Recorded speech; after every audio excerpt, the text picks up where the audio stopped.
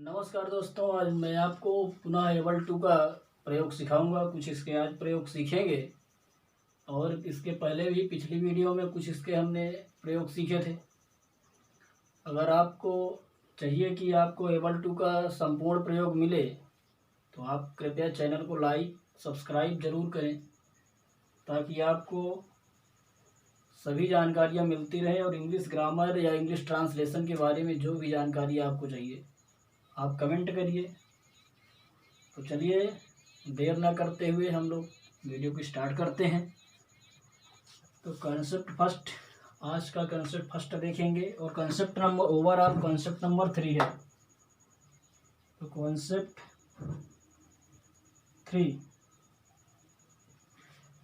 3 हमारा कह रहा है कि सका था या पाया था का बोध के अर्थ में, अर्थात एक वाक्य में सका था पाया था का बोध हो तो ऐसे वाक्यों की अंग्रेजी हम जब बनाते हैं तो उसमें एबल टू से पहले हम हैड बीन का प्रयोग करते हैं और उसके बाद एबल टू का प्रयोग करते हैं और तब वर्ब फर्स्ट और अदर वर्ड का प्रयोग करते हैं। तो अगर हम अपना स्ट्रक्चर देखें तो हमारा स्ट्रक्चर कुछ इस प्रकार बनेगा। इधर हम सब्जेक्ट जोड़ दें तो subject plus had been plus able to plus verb first plus other word. तो ये इस स्ट्रक्चर पर हम बनाएंगे। कुछ उदाहरण ले रहे हैं, कुछ एग्जाम्पल के माध्यम से समझते हैं कैसे बनेगा। नंबर 1 एग्जाम्पल, वह विद्यालय जा सका था। वह विद्यालय जा सका था या वह विद्यालय जा पाया था। तो इसका ट्रांसलेट आप करेंगे, he had been able to go to school. Number 2 और एग्जाम्पल लेंगे, वे सुबह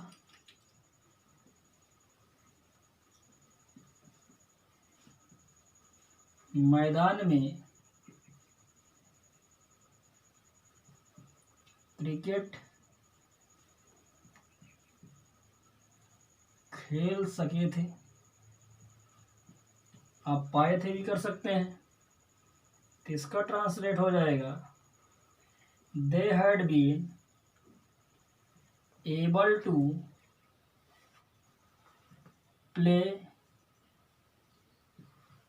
क्रिकेट। कहाँ पर खेल पाए थे? मैदान में। तो इन द फील्ड।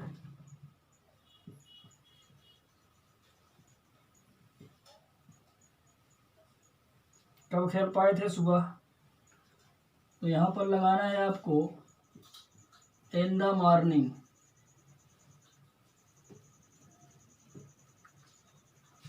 कुछ इस प्रकार हमारा ये सेंटेंस बनेगा। इसी प्रकार आप कई सेंटेंसों को बना सकते हैं केवल एक स्ट्रक्चर का प्रयोग करके। लेकिन इसमें कुछ और आपको बात ध्यान देना है कि यदि ये दो वाक्य बिल्कुल सिंपल सा था, वह विद्यालय जा सका था, लेकिन अगर यही सेंटेंस ऐसे हो जाए कुछ इस प्रकार से, एग्जाम्पल नंबर 3 आपको दिखाया जा रहा है, देखिए, वह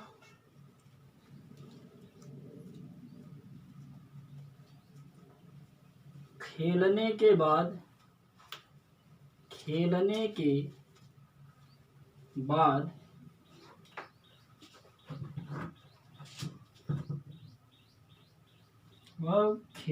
बाद सो सका था।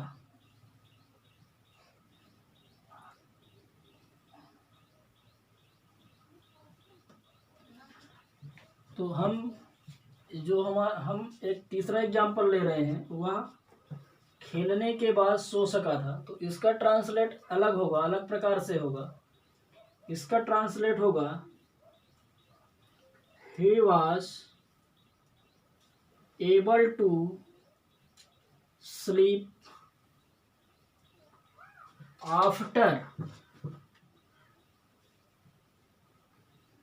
playing. He was able to sleep after playing. अगला नंबर है, तुम पढ़ने के बाद इस पत्र को लिख पाए थे। इस पत्र को लिख पाए थे या लिख सके थे।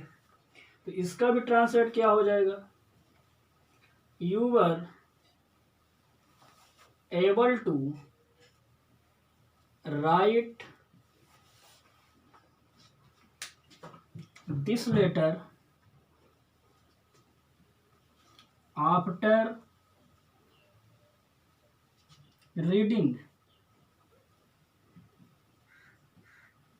कुछ इस प्रकार बनेगा।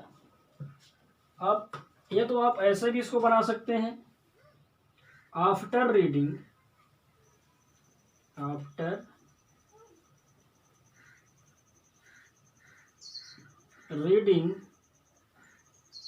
you were able to write this letter.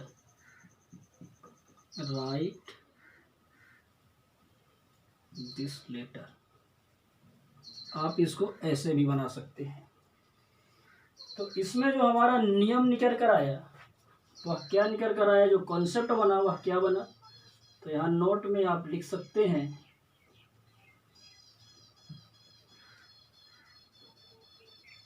कि जब कोई कार्य किसी कार्य के बाद होने का बोध हो तो वहाँ हैड टू का प्रयोग ना करके, हैड बीन का प्रयोग ना करके हम वास वर का प्रयोग करते हैं। इसका स्ट्रक्चर ऐसे बनेगा, सब्जेक्ट प्लस वास अथवा वर plus able to plus V1 plus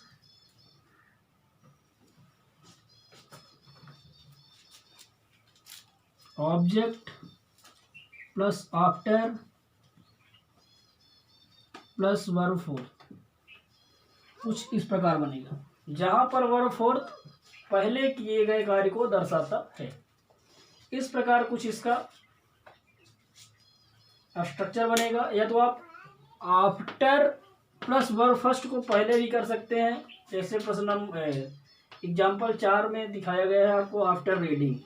तो आफ्टर रीडिंग, तो आफ्टर वर्ब फोर्थ, उसके बाद आप सब्जेक्ट वर्ब वाज या वर, उसके बाद एबल टू वर्ब फर्स्ट और ऑब्जेक्ट रख सकते हैं। आप इसको ऐसे भी कर सकते हैं। एग्जाम्पल नंबर 3 और 4 में से आप इसको समझ सकते हैं आसानी से। तो हमारा नेक्स्ट कॉन्सेप्ट है, और हम नेक्स्ट कॉन्सेप्ट को ध्यान देंगे। पा रहा है, पा रही है, पा रहा हूं के अर्थ में।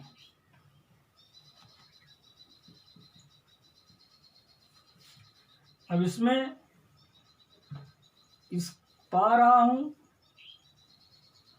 पा रही है, पा रहा है के अर्थ में कैसे करेंगे? अगर वाक्य में पा रहा है, पा रही है, पा रहा हूं का बोध हो रहा है, तो आपको वर्ब फोर्थ का प्रयोग नहीं करना है कि यहाँ पर रहा है, रही है, रहा हूँ आ गया तो आप कंटिन्यूअस हो गया। अब इसके लिए आप वर्ब फर्स्ट फोर्थ का प्रयोग करें तो गलत हो जाएगा। इसके लिए आपका सिंपल से स्ट्रक्चर बनेगा, subject plus is am are plus able to plus verb first plus other word, न कि वर्ब फोर्थ यहाँ होगा। तो इस चीज़ को आपको ध्यान रखना है, जो आपका स्ट्रक्चर है उसी स्ट्रक्चर के हिसाब से आपको करना है। एग्जाम्पल अगर हम समझें तो वह इस किताब को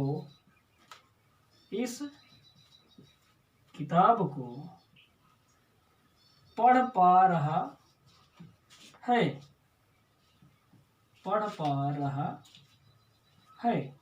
अब इसका ट्रांसलेट क्या बनेगा?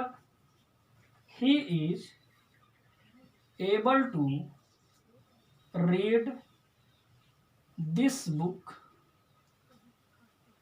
ना कि आप ये बनाइए he is able to reading this book. ये बिल्कुल गलत है। आप वर्ब फोर्थ का प्रयोग नहीं कर सकते हैं। आपको केवल वर्ब फर्स्ट का प्रयोग ही, एबल टू के साथ वर्ब फर्स्ट का प्रयोग ही करना है, न कि वर्ब फोर्थ का प्रयोग करना है। एक एग्जाम्पल और हम समझ लेंगे। तुम सुबह जल्दी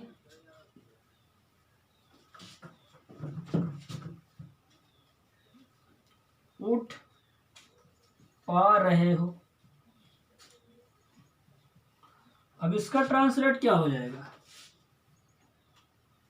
you are able to get up early in the morning. Early in the morning, ना कि आप ये करिए you are able to getting up early in the morning. Early in the morning, ये आपका बिल्कुल गलत है। आपका पहला ही सही है। क्यों गलत है? क्योंकि आपको वर्ब फोर्थ का प्रयोग नहीं करना है। आपको केवल वर्ब फर्स्ट का प्रयोग ही करना है। अगर वीडियो आपको पसंद आई और आपके समझ में आया है तो चैनल को ज़रूर सब्सक्राइब करें और वीडियो को लाइक ज़रूर करें।